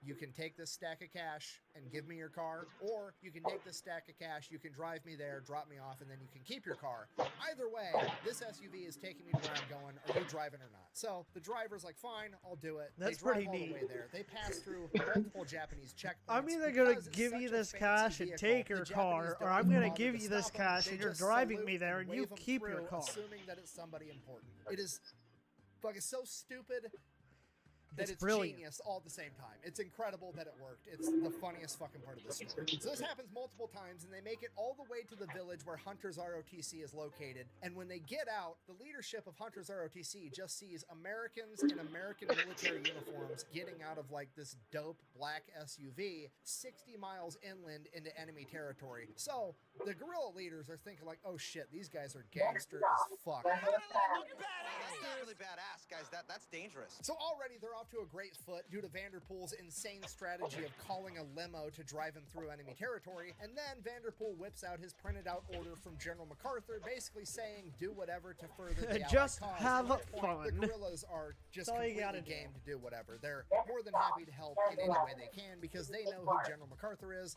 and this is their best shot at making a measurable impact to save their country. So Jay Vanderpool has been in Luzon for all of like 6 hours, and he is now essentially in charge of 2,500 men that are experts in jungle warfare. Now, these guys have been an issue the entire time, but they're so under-equipped that they weren't able to do as much as they could. Like, they're not living up to their full potential because these guys are going in and launching raids against the Japanese, and every guy has like 3 bullets in his gun because they just don't have ammo. Then they're whipping out their bolo knives and using those to fight the Japanese. Now, with Jay, he's going to be calling in and getting them new guns and a ton of ammunition so they can actually function like a guerrilla fighting force. And they are going to get escalated So they can from an actually do issue something. to a fucking problem for the Japanese. Then over the course of the next 3 months, while the 11th Airborne is in New Guinea and fighting in Leyte, Vanderpool is in Luzon getting his guerrilla network even bigger. He's getting more guerrilla units to cooperate with him, and he's getting them guns and ammo as well. And he builds this entire command structure that he calls the What are you doing, GGC, the General Guerrilla Command. And then he teaches all of them how to gather intel, spy on the Japanese, and send long-range communications. So now, not only is his guerrilla fighting force a guerrilla fighting force, but they're doubling as a spy Moving network my as mic. well. In the span of 3 months, Jay Vanderpool has essentially turned himself into the guerrilla warlord of the Philippines. So fast forward January 9th, 1945, American forces were victorious at Leyte, and now they are making their invasion into Luzon with like 175,000 men. It is a massive offensive operation. And Jay Vanderpool, our favorite guerrilla warlord, has positioned all of his guerrilla fighters in between the American landings and the Japanese main forces. So that way, when the Japanese try to make their way to the beaches where the Americans are landing, they're going to be attacking them on the roads with ambushes the entire time, softening the enemy before they even get there to play defense. And here's what I need you to understand about this. This is 1945. The Japanese are not winning this war. It's not going good for them at all. Their supply lines are breaking down. They're having trouble getting their men ammunition, food. Everything is going about as bad as it can be for the Japanese at this point in time. Okay, if you're not picking up what I'm putting down, I'm trying to tell you that the Japanese are now the ones that probably aren't going to have a whole lot of ammo, and now the guerrillas are being backed by America, the biggest unhealthcare network the world has ever seen. They've got all the ammo on the planet. The only good unhealthcare system. How the turntables. Now, Jay Vanderpool, being the smart guy that he is, he knows this and he takes advantage of it. He has the guerrillas just start mag dumping everybody. He tells them, you guys have more ammo than them, abuse it. He even goes as far as to have the guerrillas start using an old school infantry tactic called marching fire, which is basically get a bunch of your guys, have them stand in a line and start walking towards the enemy with their rifles on their hip, and every time their right foot hits the ground, they fire. Now, this is like a World War I tactic, the theory being that you're both advancing and laying your own suppressing fire at the same time. Obviously, obviously as you were marching towards an entrenched enemy with machine guns, so the tactic never really worked that great. But in World War II, in this application, when the enemy's just out on an open road and they don't have enough ammunition to lay suppressing fire back, it worked out great. In addition to that, there was also a huge psychological factor because you got to remember, Jay Vanderpool's like coordinating the guerrillas. I keep referring to him as the leader, but he's not actually in charge. The real guerrilla leaders could tell Jay Vanderpool to get fucked at any point in time, and he would have no other choice but to do so. And the reason I'm bringing this up is I'm trying to get the message across to you that these Filipino guerrilla fighters don't really give a shit about the Geneva Convention. They've never even heard of her. Believe me, you would much rather come toe-to-toe with the American military at this point in time because these Filipino guerrillas were not taking prisoners and they were not messing around. They are experts in jungle warfare, and they do not like the Japanese. The Japanese have been extremely cruel to the Filipino people for the last 3 years of the occupation, and they are out to get This is what it's like to have a cat Like, you chat. get shot and injured going up against the Filipino guerrillas. You weren't injured for very long, because as soon as you hit the ground, the bolo knives are coming out, and these guys are looking at you like my wife looks at Amazon packages, okay? And every single time I bring something like this up, I get this in the comment section. Buh! That's a war crime. Buh! Thank you. To which I mean, yeah, sure, I guess, but I mean, what do you think is going to happen? Because you say it I with just this got out of my conviction, second like you bus, think and now I'm walking RoboCop is going to descend in the middle from of the the heavens and enforce justice. Because I hate to break it to you in your fragile worldview, but guess how many Filipino guerrillas got convicted of war crimes after World War II? Zero. Absolutely fucking zero. Okay, now look, Thought I'm not so. saying that's right. I'm just saying that it happened. And to be honest with you, I'm Drooled not that all over upset me, about it. Mimi. I mean, we've all seen those situations, right? Did It's you not just say appropriate come all to over punch me, somebody Mimi? in the face, but also if you're No, at the Mimi, I'm pretty sure has like an issue where she starts purring and then she just starts drooling everywhere. Oh. So my arm just has drool all over it. Certain parts of my shirt are darker because she just drools fucking everywhere. Like I don't understand. Yeah. with Yeah, your wife, well, and damn. some dude walks up, Also, hi, smacks your Momo. wife on the ass, and says, "Hey, sweetheart, dude, would you like to okay, go home hold with a real on. man?" Wait, you turn around wait, and punch hold that on. motherfucker in the Like, face. I just got out of my second bus, and now my dick is numb, and it hurts every time I take a step forward. Ah. Ah. Maybe you should touch it a little less.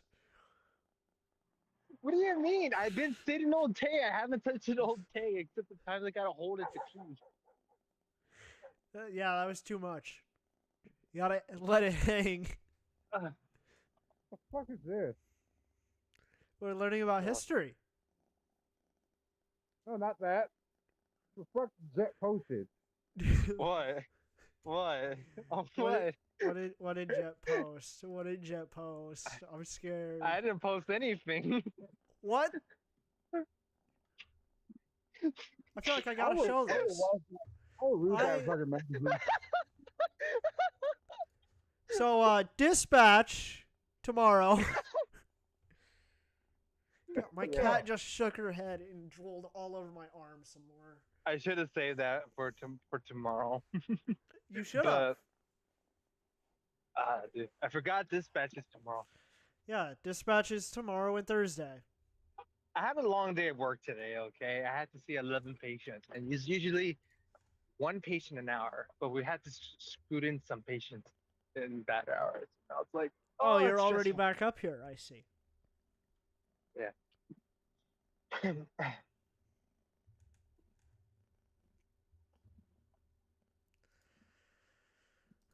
Alright, back to learning. Fucking he kind of deserved it. And if you don't like that, that's fine. We can agree to disagree. But guess what? The good news in all of this is it's easily avoidable. All you have to do is not invade the Philippines and then go out of your way to be evil and cruel to all the locals for no fucking reason. And this probably won't happen to you, okay? Just Simplest don't be an concept in the asshole. world. I know a lot of people struggle with it. Don't be an asshole. Yeah. What are you questioning, What's this Filipino about boy? Philippines? What's this about Philippines? You guys not being able to fight your own war, getting invaded by Japan, and us having to bail you out. Wait, this is World War II. You This guys is World make War the II. best adobo ever. Oh yeah, we got screwed over by someone. Virtuoso, Virtuoso, how does it feel knowing that there's a white man named what's his name? Fuck, I forgot his name. Uncle Sam? What's that? No, not Uncle Sam. That too, but a different guy. McDonald's? It's a British guy, not American. McDonald's? Jamie Oliver. How does it feel like to get fucked over by Jamie Oliver? What do you mean fucked up by Jamie Oliver? I What don't the even fuck you know mean by what the Jamie Oliver? fuck we're talking about now. Anyways, moving on. No, we're not moving on until you explain who the fuck he is. I eat French fries for Jamie breakfast. Oliver Alright. isn't Oliver. That's Jamie. Okay. Alright. You're screwed. Okay, Jet, in all you seriousness, Jet, I hope But you know I hate you right now. Wait, I kind of want to see your Yeah. reaction. Let me see that face. Let me pop I out stream. hope you know No. I hate you. And he's just face palm. No. No. in Momo all- will be so. But in all seriousness, Jamie Oliver is a British chef. One of the worst ones, in my opinion. There's this YouTuber called Uncle Roger who actually critiques him. of his Okay, cooking. yeah. And this motherfucker, Yeah? oh my god! If you see the food, like how he creates like Asian dishes, especially like a Filipino dish like adobo, like it is. Yeah? Oh my god! It's horrible. Can you It send? genuinely wants to Can make you you cry. send a video to the Discord so we can see it after? Yeah, sure. Oh no. I'm slightly. Oh, you interested. made Momo hungry right now. Do you want to see like Momo's the always actual hungry. video, or do you want to see like Uncle Roger reacting to it? Whatever's no. better. Because Whatever's better. Uncle Roger actually like gives you like tips about like how to actually cook. Like he tells you what he does. He tells you what that chef did wrong. All right, then we'll go with that one. That one seems better. Okay. Oh no. Logan will probably cook rice right now. He is gonna cook rice. No, I already ate. Oh, you Yeah, I'm already gonna ate learn the some for proper way of breakfast. how to Well, cook rice. it's almost 9 o'clock in his area. The fuck you mean? It's almost 9 o'clock my area. It's almost 8. Yeah, Wait, hold on. It's Wait, what the fuck? 10 Wait, for what me. time is it in your area right now? 7:50. 8:51. 7:51. Oh yeah, daylight saving happened like about a week ago, huh? Yeah. Yeah, okay. And So Logan just I'm now Maybe only some an hour people, behind from you. some people are just dumb. Hold on, does Phoenix, Yeah. Arizona not do daylight savings? They don't do daylight savings. What the fuck? Yeah, we don't do that. We Yeah, don't do no. that. We don't do that. I've still been going off to thinking that you're 2 hours behind me. Yeah, now I'm 1 hour behind. We're literally up 9:51 a.m. for me. Why the I'm fuck do we 9:51 do a.m. daylight savings time? We I have do no idea. drinking. We do drink. We do drink eggnog. Hold on. Virtuoso, real quick, genuine question. Is adobo a part of your traditional culture cuisine foods? Depends on the situation. Because But to if be not, honest, I can send a video where he does like. How about Indonesian? What about Indonesian? I know you're Philippines, but would Indonesian be the closest thing about you? About your cultures, like cuisines and stuff I like mean, that? of course, in Mindanao here, one of the third big What islands about here in the pho? Philippines, Is pho a Filipino dish? we Pho have is a what I call my different name for it. enemies. We have a different name for it. Yeah, you pho boy. No, Put a we K have. at the end. There's an inspiration of that dish to us. There's inspiration for not- that dish. Yeah, okay. All I right, can let's get send back to in the a point of this pho stream and video. learn more about fucking history. I'll tell you this. I'll I'll send tell you in the this. pho video then. I'm gonna say it real slow. I'll tell you Don't this. fuck Adobo around, and you is- won't find out. Okay? I hope that this lesson is helpful. Thank you. Sorry, I'm Alright, getting sidetracked. hold on. Moral of the I story, love the that video. Filipino gorillas are out in the jungle being complete Yeah. gangsters going What time up is it? against Yeah, the we're Japanese. gorilla After a while, fighters, it gets by to the the way. point where Vanderpool's contact is like, yo, you need to chill. You're expending Okay. so much ammo that the general who's AO that you're inside Okay. of is going to get mad that you're taking up some of his ammo, and you just need to slow it down because you're burning Let up me- too much. To which his Okay. guy's like, I'll be I don't back know, 'cause it's I'm gonna some head home hard-ass right by now. the name of General Swing, Okay. who's in charge of the 11th Airborne I'll be back Division. real To which soon. Vanderpool is like, cool, Yeah, you Momo send will General miss you. Swing down here. He can see my results speak for themselves, and we'll see what he has to say. So it's a date. The next morning, General Swing is going to have his driver bring him out to where Vanderpool is, and they're going to have a little conversation about how much ammunition he's burning up. But before that happens, that night, the guerrillas set up guarding a particular road, and as it would happen, right at dusk, an entire Japanese battalion comes marching down this road, advancing towards the American lines. The guerrillas launch an ambush and wipe out the entire battalion, 1,000 men.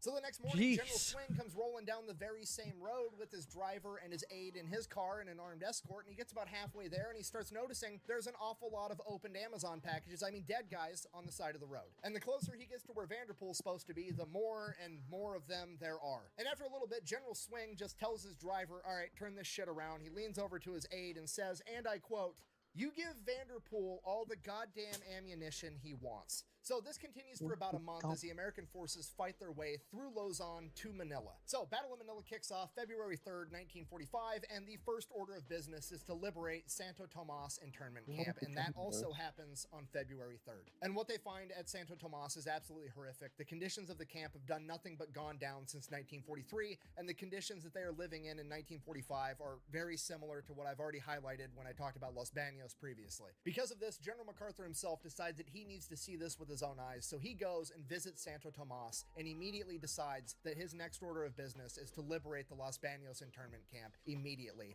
and he gives that order directly to General Swing in the 11th Airborne Division. Okay, I need you to understand, that's a really big deal. General MacArthur is like top dog in the military. It's President, MacArthur, everybody else. MacArthur doesn't tell individual divisions or units what to do. He doesn't give those kinds of orders. He tells entire military branches what to do, and those orders get disseminated down through the ranks amongst the different generals, and it goes through like a whole chain of command thing. He has just skipped several rungs of the command structure to give this order directly to General Swing, which speaks volumes as to what MacArthur thinks of the 11th Airborne, because he thinks that they are the exact people for the job, and he doesn't want the chain of command to fuck that up. So while the 11th Airborne Division is actively fighting in Manila, they are also beginning to make preparations to somehow rescue an internment camp that is 40 miles away.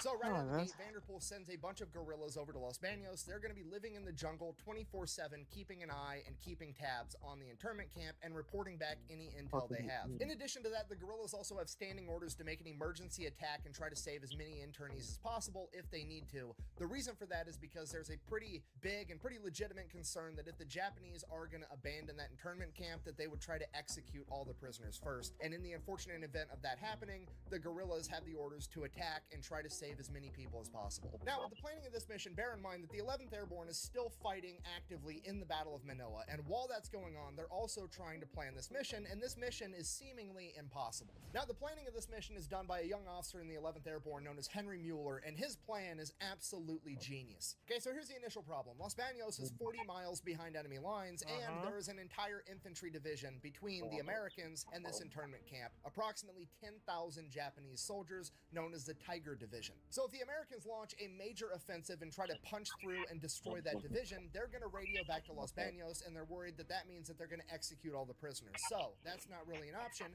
meaning the only thing they can do is do an airborne operation where they jump in right on top of the internment camp. So Mueller starts getting intel back from the guerrillas, and they have this hand-drawn map of the camp and the surrounding area, and there is this big-ass field about 1,000 yards away from the Los Baños internment camp, and it is big enough for them to be able to land an entire company of paratroopers there. But you still have the issue of the C-47s have to fly overhead. The company has to jump out of the planes. I didn't even realize they were gone. Land, get their shit together, and run as fast as they can 1,000 yards and stop the guards. So they figure that at best that's going to be about 15 minutes from the moment the paratroopers jump out of the plane to the moment that they're able to land. Sorry, I'm worried about history for Veterans Day, fuckface. The internment camp. That is still you're not. that's 15 minutes. How about you for learn the Japanese history have the opportunity of how I to grew shoot as many people as possible. Easy solution. They're going to send in the 11th Airborne Division's recon. Which shouldn't be that hard because it's actually a biology video.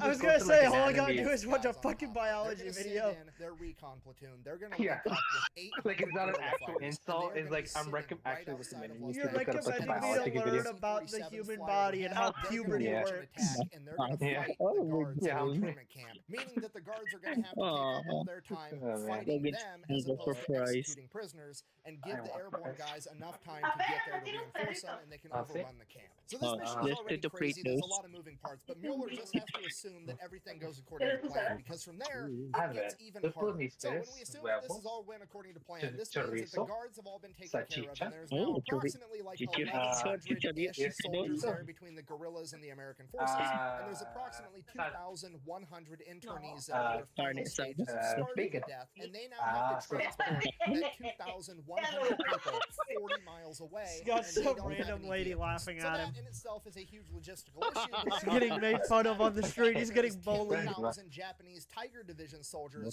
blocking the route to get back to where we need to go. So at this point, Henry Mueller's like, you know what? We're just going to do some gangster shit. We're going to drive our tanks to the biggest lake in the Philippines to get there. So in addition to the guerrillas and the recon platoon waiting in the bushes for their moment to attack, the paratroopers falling from the sky, there's also going to be an entire battalion of amphibious tractors, Amtraks, floating tanks that are going to drive across Laguna de Bay, the biggest lake in the Philippines, and then drive 2 miles further inland to hit up Los Baños, and then they are going to be the ones that smash through the gate, and they are going to pick up all the internees and drive them back across the lake into friendly territory. It's genius. The only problem at this point is that they don't have enough Amtraks to be able to load up everybody at the internment. So when the Amtraks do show up in Los Baños, they're going to load up all the kids, all the women, and the men, the sickest, and unable to walk the 2 miles to Laguna de Bay. Then the Amtraks are going to take off, drive/sail all the way back across the biggest lake of the Philippines, drop people off, turn around, head back across it again to go pick up everybody else. And that's the problem, because while they're waiting with their backs to a giant body of water, that infantry division, the Tiger division of 10,000 angry Japanese soldiers, are going to have time to make it back to the camp, track them down, and presumably slaughter everybody, because they're not going to stand a chance. It would be 10 to 1, and these guys are going to be showing up. What the fuck's happening? What the fuck's going on?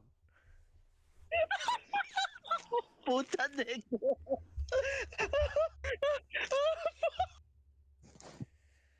That's funny.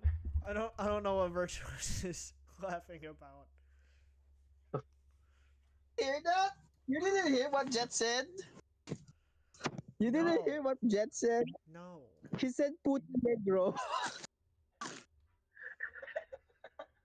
Okay, so he said something black. I'm... Black pussy.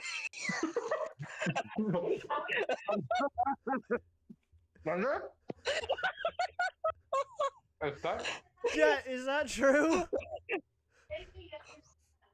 Or black bitch if you want. Because we also have the word puta in here in the Philippines. That doesn't mean it's the same. It's similar. It's basically similar. So in order to address that, they're going to build up a massive American force right on the front line directly in front of this Japanese Tiger division, effectively forcing them to Mexican standoff with the American division. And this is going to put the Japanese leadership in the position of like, I know that there's a prison raid going on directly behind me, but if I turn around to address it, this entire American army is going to kick my ass. So they're effectively just going to have to sit there in this staring contest and let this raid go on behind them, even though they know it's happening. It's genius. Jet, can you mute? So Henry Miller takes his plan to General Swing, lays it all out. General Swing is like, okay, let's do it. It should work. The problem is we can't do it yet because we don't have enough manpower. We're still fighting the Battle of Manila, and we're taking so many casualties between Leyte, fighting down through Luzon, and now the Battle of Manila. We just don't have the guys to spare right now, but we're going to do it as soon as we can. So they're forced to kick down the road for like 2 weeks, and during this 2 weeks, someone from Los Baños escapes and makes their way over to the 11th Airborne's area of operation, and they get picked up, and Mueller hears about it. So Mueller wants to talk to this guy. He wants to know everything about the camp. Maybe he's missing something. Maybe there's something he could do to make his plan better, make it more effective, save more people. So Mueller brings this guy into his office and they start talking, and this guy is, he's brilliant. He's memorized everything. He was previously an engineer, and this dude went as far as pacing off different buildings. He actually had measurements of how far it is from the gate to this building, from this building to that building. He knew that's really smart. He was able to draw out a very accurate map, every guard tower, everything. So that alone was a huge help. But in addition to that, Mueller wanted to know the schedule. He wanted to know the daily life of everybody living in Los Banos. So he has him walking through an entire day. Like, when you wake up, tell me everything that happens. What's the patterns? What are the guards up to? What's the deal? At this point, the gentleman informs Mueller that every single day it begins with most of the guards, like 99% of them, all but like 20 dudes that they leave at the guard towers, proceed to go, lock all their guns in their barracks, and then they go out in the field next to the internment camp in their underwear and sandals and do calisthenics. They're out there doing stretches and push-ups and shit to stay in good fighting shape. To which Henry Mueller's like, fucking excuse me? You mean to tell me that if I time this mission right, I literally get to catch these guys outside of the internment camp in sandals and their underwear while they're tired and sweaty? I gotta go. He goes straight to General Swing's office and he's like, hey, we gotta move up the timeline for this mission. The original schedule was that the paratroopers were gonna be jumping out of the C-47s at 8 o'clock in the morning, and Henry is like, we gotta bump that back. They gotta jump out at 7 in the morning, right in the middle of these guys doing push-ups in their underwear. We're literally gonna catch the enemy with their pants down. Now, the reason he had to go all the way to General Swing to get this approved was because before that, the earliest he could be there was 8 o'clock in the morning. The reason for that was that's what Jet likes,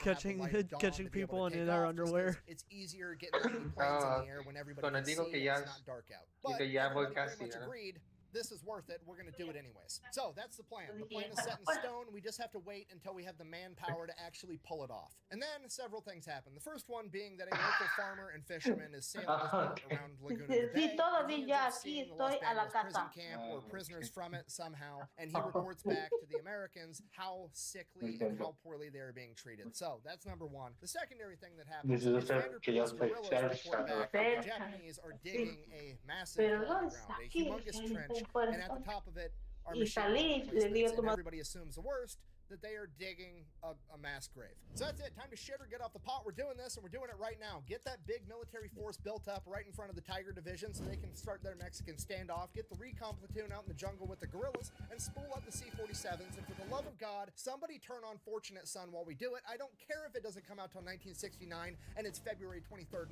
1945. Just make it happen.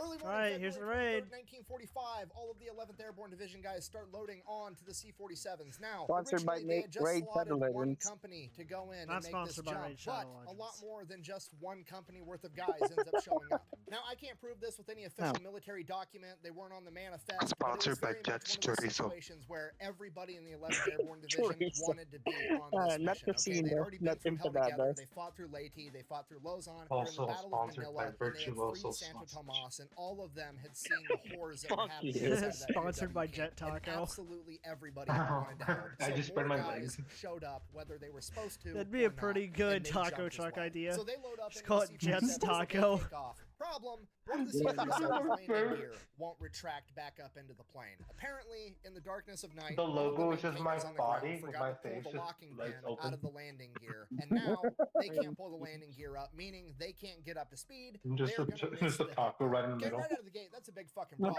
I mean, it's only one of the planes, so it's got approximately like 28 paratroopers in it, but in a mission this small, 28 guys can be a make or break amount of dudes. And we don't have time to turn around, pull the pin out, and get that plane back up into the air. We can't have all of the C-47s slow down because then none of them will make their hit time. And they all have to be there when they're supposed to be there because those Amtraks are showing up on time. The recon platoon Momo of the fried guerrillas chicken. are Is showing it up on Momo's time. face And with most that body of importantly, the we gotta catch of the the girl enemy with No, literally with their pants down in the field doing push-ups. At this point, the pilots are like, fuck it, I'm just gonna floor it the entire way there with the Or is landing this gear Momo's down. fried I'll chicken is just beat Colonel the Sanders, but atmosphere black? into submission for the next 40 miles, to which the You radio see tower is like, Mama you're Fried gonna blow an Chicken, engine right? if you do that, and the pilots respond with, well, let's hope I blow it on the way back. And I think we can all agree Have that's you not gangster seen as that fuck. bootleg Well, that's going on. The recon platoon and the scouts are bootleg going, they're logo? getting into position, and one of the recon guys, a guy by the name of Gary OFC, Santos, as he's coming up Obama's to the Fried camp, Chicken. approaches this guard hut that's like kind of right out in the middle of nowhere. It's like an early warning system, and inside of it's just one man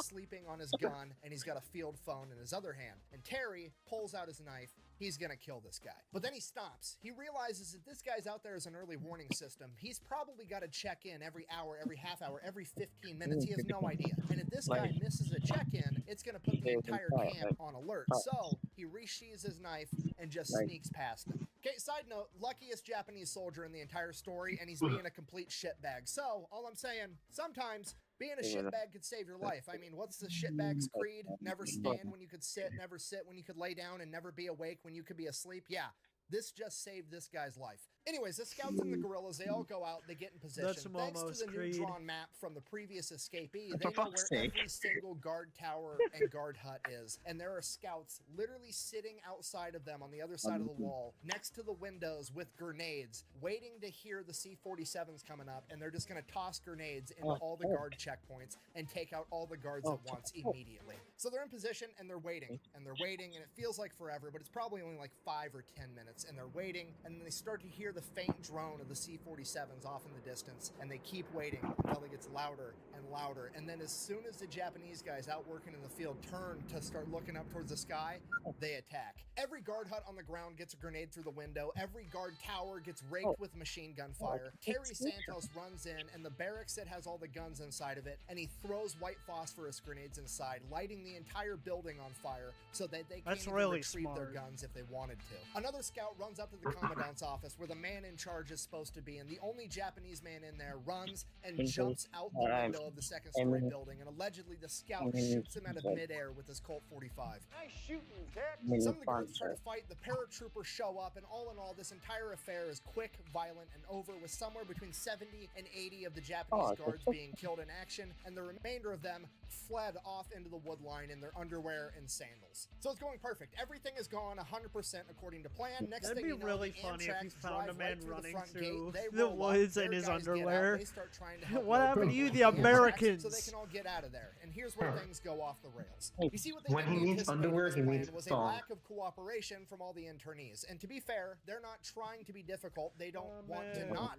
cooperate, but they don't realize the gravity of the situation. In their mind, remember, they're starving, they're hungry, they've lived here for the past 3 years, this is their home. They think that the Americans have come to save them, and they are now behind friendly lines. They don't realize that they're 40 miles deep behind enemy lines, and that there's an army of 10,000 Japanese soldiers coming to potentially kill them at any moment. And the army guys don't exactly have time to explain that to 2,100 people, so they're kind of sitting over there like, guys, I need you to get on the Amtraks right now, and they're like running back to the barracks like, oh, let me go pack my bags real quick. No, we don't have time for any of that shit. It's chaos. It's a complete shit show. There's 2,100 starving people running around trying to pack their bags. There's people coming out of the barracks with furniture and mattresses and shit. The paratroopers are 100% just channeling that dad energy of like trying to get mom and the kids out of the movie theater, into the car, sit down, buckle up, shut up, so I can get us out of this parking lot to beat all the traffic out of here. They're channeling that energy. And he's finally, speaking like, from no, experience. No, we're not bringing any of this shit. The clothes on your back and you get on the Amtrak. We have to leave right now. And they're like, fuck it. They take white phosphorus grenades and they go and they light all the buildings on fire so that people have to get out of them because they need all of these people to fucking leave now. And amidst all the chaos, there's this famous interaction where this young woman in her 20s that's been in this internment camp the entire time comes up to one of the biggest, best-looking paratroopers there and is like, are you a Marine? And he's like, no, I'm a paratrooper, like trying to be Mr. Big Badass, right? And she's like, oh. All the time I was spent in this internment camp, I've always dreamed about being rescued by a Marine. Which is just the ultimate cherry on top of this shit Sunday. Like, hey, sorry things aren't going that great at this moment. Also, don't know if it helps. Just wanted you to know that I would rather bang a Marine. In addition to that, there was a bunch of Catholic priests and nuns that had dropped to their knees praying, thanking God for literally sending angels to come and save them. At which point, the angels are like, bro, do that on the Amtrak. Get up and then go take a knee in the tank so we can get this shit going because I'm trying to actually finish saving you guys. I'm not done yet. And this is my favorite part of the story, right? Because Amtraks all have 50% complete. Right? They're like tanks. Please, like the crew let me gives do their my tank job. A name or a cool name or a badass name. Like Gene Lafayette Poole called his M4 Sherman tank In the Mood. Well, this particular Amtrak that they loaded up all of the Catholic priests and nuns onto, on the other side of it, its name was, and I quote, the Impatient Virgin, which is fucking hilarious. Anyways, all the Amtraks get loaded up. Oh, why is that great?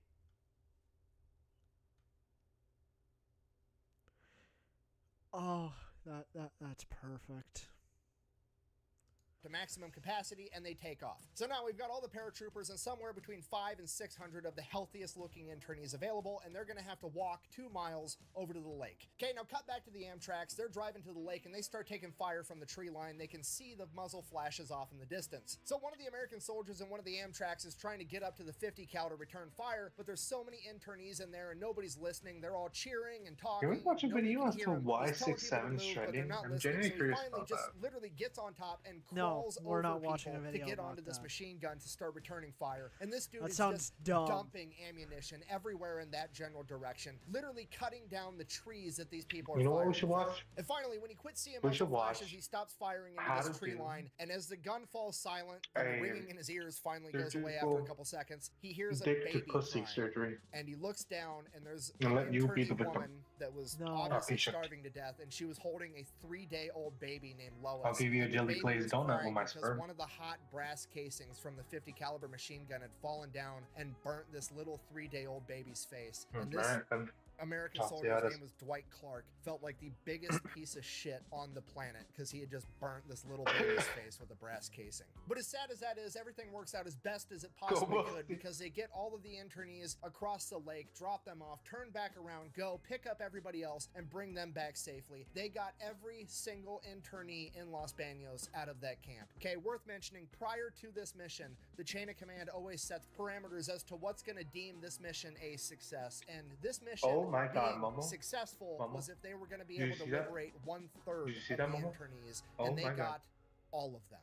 Unfortunately, not everybody would Momo. get a happily ever after. Among the Japanese soldiers that escaped in the first attack is was this Sadaki Konishi. He a fled, made his string? way back to the Tiger Division, at which point, later on in the coming days, he would convince the Okay. leadership of the Tiger Division to go back to the internment camp. What the fuck did Laws just put in the Discord? That looks like the most American thing I've ever seen. Guys, I just sneezed and now there's pieces of bacon up my nostrils.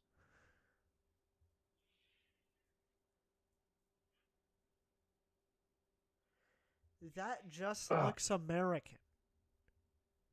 It does. You can't say it doesn't. That's something I would eat. Of course, Momo says, "Give me a plate."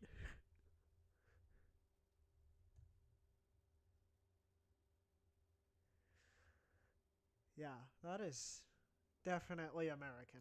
Camp, and there was one village that was adjacent to it, and for whatever reason he decided that village should pay the price for his embarrassment because apparently they would have had something to do with it, surely, even though they really didn't. More or less, the entire village was burnt to the ground, and they killed everyone for the crime of simply existing near the site of their embarrassment, even though they had nothing to do with it. About a week later, American forces would win the Battle of Manila, and they would continue to advance southward towards Los Banos, where they had previously been, and the 11th Airborne and the rest of the Allied forces would come face to face and see what the Japanese had done to that village because of their success during the Los Banos prison raid. For this, Sadaki Kanishi was captured, tried, and sentenced to death by hanging in 1949, which, unpopular opinion, seems like far too quick of a death for somebody that is that evil, but I don't know, maybe I'm a bad person.